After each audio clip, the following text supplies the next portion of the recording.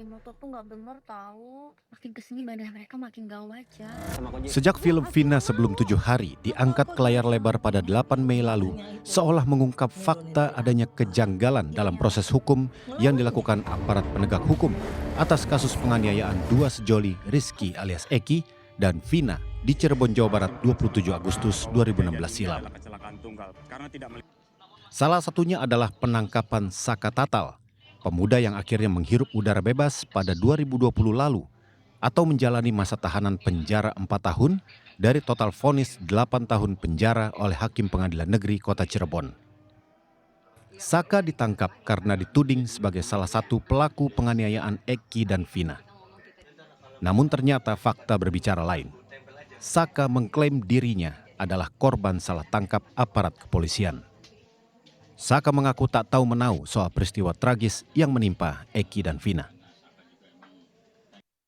Saka yang saat itu masih berusia 15 tahun ditangkap di kediaman pamannya saat dirinya tengah mengembalikan sepeda motor milik pamannya usai mengisi bahan bakar. Saya sebelum ketangkap saya disuruh sama paman ngisi bensin, sama adiknya paman juga. Habis ngisi bensin saya mau nganterin motornya paman itu. Pas baru nyampe mau nganterin motor udah ada polisi. Saya datengin, saya kan ke situ niat cuma nganterin motor. Malah saya ikut ditangkap juga tanpa sebab apapun. Nggak ada penjelasan apapun. Langsung dibawa. Dan Saka mengungkap dirinya dipaksa mengakui perbuatan yang tak dilakukannya kepada penyidik. Nyampe di Polresta, saya langsung dipukulin. Suruh mengakui apa yang bukan saya lakukan. Saya dipukulin, dijejekin, disiksa segala macam sampai disetrum. Terus akhirnya Mas Saka ngaku? Siapa yang nyetrumnya, yang mukulin siapa? Yang mukulin, yang nyetrum itu anggota polisi semua. Terus akhirnya ngaku Mas Saka? Akhirnya aku juga. Kenapa ngaku? Apa nggak kuat? Apa gimana? Akhirnya aku juga itu karena terpaksa. Karena terpaksa udah nggak kuat gitu. Udah nggak kuat lagi. Saka yang mengklaim menjadi korban salah tangkap harus menjalani proses hukum yang berujung pada jeruji besi. Benarkah ada kesalahan fatal yang dilakukan aparat kepolisian dalam penyidikan kasus penganiayaan Eki dan Vina? Pokoknya aku mau orang itu dipenjara.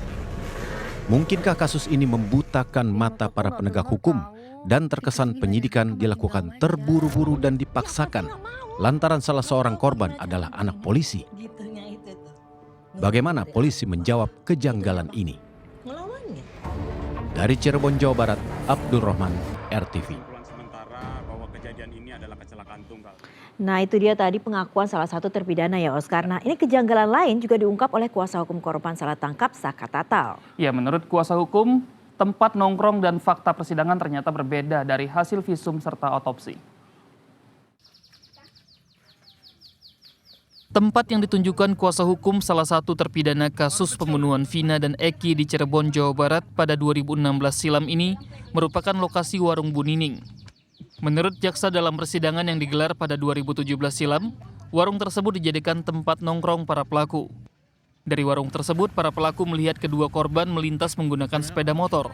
Kemudian para pelaku meneriaki dan mengejar kedua korban hingga terjadi penganiayaan yang berujung hilangnya nyawa korban. Namun kuasa hukum salah satu terpidana, Titin Priyalianti, justru menemukan adanya kejanggalan dan menilai jaksa tidak memahami posisi warung tersebut. Menurutnya sangat tidak mungkin para pelaku dapat melihat kedua korban melintas dari warung Bu Nining yang berada 100 meter di dalam gang karena terhalang oleh rumah warga. Jadi jaksa sepertinya mengasumsikan anak-anak ini kumpul di warung Bu Nining yang lokasinya ada di pinggir jalan raya. Padahal faktanya warung Bu Nining itu 100 meter dari jalan raya dan masuk gang dan tempatnya di tikungan. Titin juga membeberkan kejanggalan lain, yakni dalam tuntutan korban disebut meninggal karena tusukan di dada dan perut. Namun dari hasil visum dan otopsi tidak ditemukan adanya luka akibat tusukan benda tajam dan tidak ditemukan pula lubang di pakaian korban.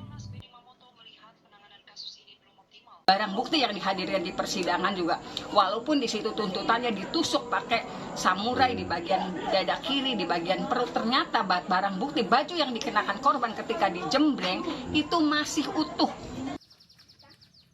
Kasus pembunuhan Vina dan Eki pada 2016 silam ini kembali mencuat pasca diangkat ke layar lebar.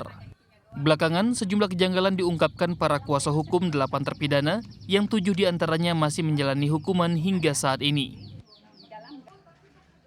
Dari Cirebon, Jawa Barat, Abdul Rahman, RTV.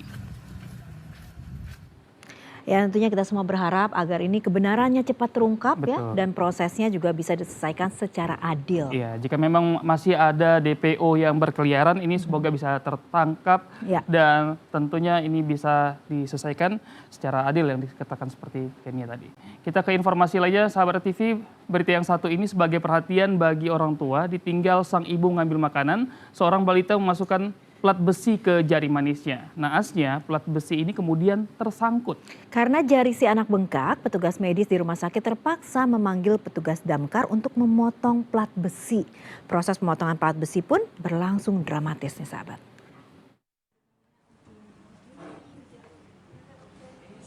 Tangis dan jerit ketakutan terdengar saat petugas pemadam kebakaran memegang jari Anissa, seorang balita asal Desa Berangkal, Kecamatan Wedi, Kabupaten Klaten, Jawa Tengah. Petugas berusaha memotong sebuah plat besi yang tersangkut di jari telunjuk balita ini pada Senin sore.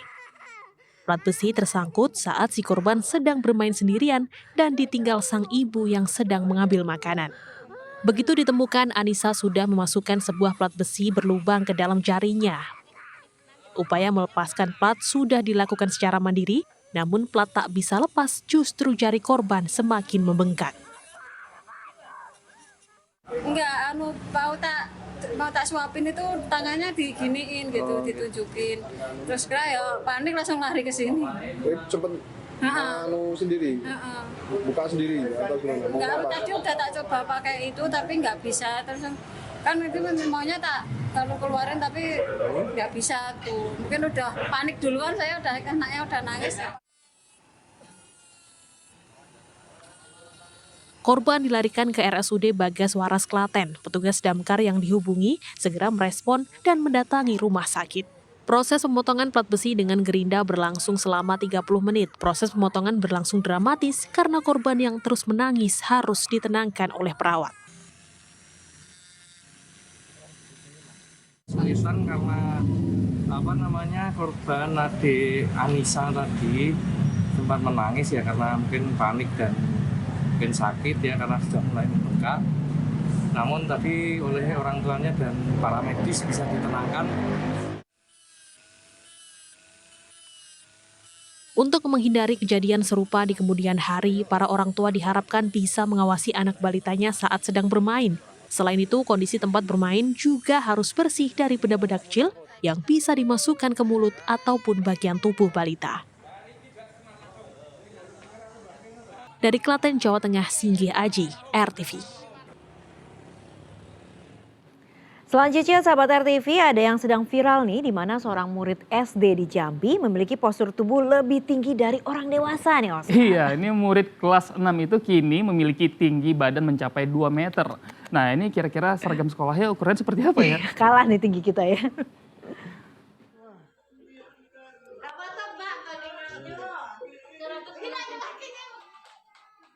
Ya, inilah Sagil Muhammad Rizky, bocah kelas 6 SDN 3 Beliu yang viral karena tinggi tubuhnya melebihi orang dewasa.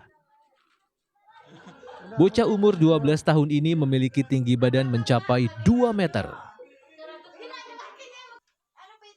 Warga desa Beliu Depati 7 Kabupaten Kerinci Jambi tersebut bahkan terpaksa menunduk saat melewati pintu di dalam rumahnya. Bungsu dari 2 bersaudara anak pasangan Sabarudin dan Susi Herlina ini mengalami pertumbuhan di atas rata-rata sejak kelas 1 SD. Orang tua Sagil yang bekerja sebagai buruh harian mengaku kesulitan mencari ukuran yang pas untuk semua yang dikenakan Sagil. Mulai dari seragam SD ukuran 4XL, celana SD ukuran 38, hingga sepatu ukuran 45. Ya, ukuran sepatu besar, harganya kan udah beda dengan ukuran kecil. Baju besar juga beda dengan ukuran kecil. Harganya udah naik, kalau kata orang toko kan beda nomor, beda harga. Sedangkan ekonomi kita kayak gini nggak mencukupi. Walaupun berukuran tubuh menyamai orang dewasa, namun tingkah laku Sagil tetap selayaknya bocah 12 tahun yang masih gemar bermain bersama teman-temannya. Dari Jambi, Komalasari, RTV. Informasi lainnya sahabat, puluhan insan pers di Jember, Jawa Timur berunjuk rasa berjalan mundur menolak isi draft revisi Undang-Undang Penyiaran. Jalan mundur dilakukan sebagai simbol mundurnya demokrasi. Ya, draft RUU Penyiaran ini dianggap membelenggu pers. Padahal peran jurnalis, terutama jurnalis investigasi, bisa membantu proses hukum yang berlangsung. Puluhan insan pers yang ada di wilayah Tapal Kuda, Jawa Timur melakukan aksi jalan mundur di depan gedung DPRD Jember, Jawa Timur. Aksi jalan mundur ini dilakukan sebagai simbol mundurnya demokrasi dengan adanya upaya pembungkaman terhadap kebebasan pers nasional. Pembungkaman terindikasi dari berjalannya pembahasan draft revisi Undang-Undang Penyiaran di Badan Legislasi DPR RI tanpa meminta masukan dari insan pers dan kalangan terkait. Apalagi dalam draft tersebut banyak pasal kontroversial seperti pelarangan jurnalisme investigasi.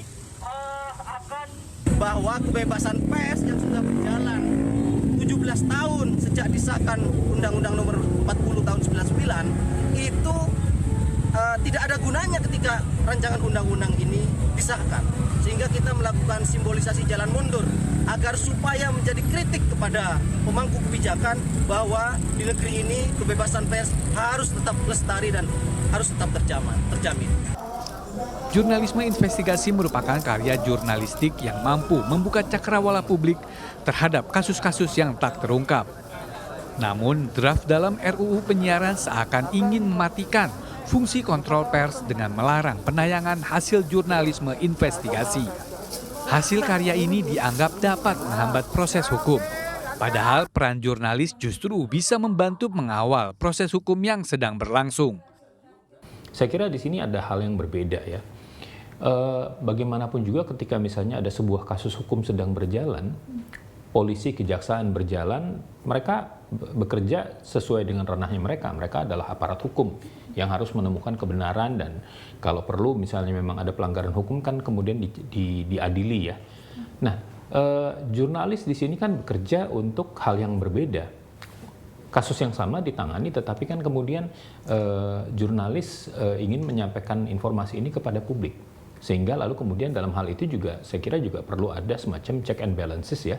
Saling menjaga semacam itu supaya lalu kemudian kita juga bisa melihat bahwa aparat kita itu juga berjalan dengan profesional. Salah satu contoh manfaat jurnalistik investigasi bisa dilihat pada kasus pembunuhan Brigadir Yosua oleh mantan Kadif Propam Polri Verdi Sambo. Dalam kasus ini masyarakat diberikan informasi dan fakta yang ternyata sangat berbeda dari kronologi yang beredar sebelumnya. Tanpa adanya jurnalisme investigasi yang merdeka dan bebas dari pengaruh, publik mungkin tidak akan pernah mengetahui fakta sesungguhnya. Undang-Undang Penyiaran Indonesia memang butuh penyegaran dan banyak pembaruan di berbagai aspek, termasuk dalam dunia digital. Namun bukan berarti perubahan justru mengebiri kemerdekaan pers sebagai pilar keempat demokrasi. Dari Jember, Jawa Timur dan Jakarta, Tim Liputan RTV.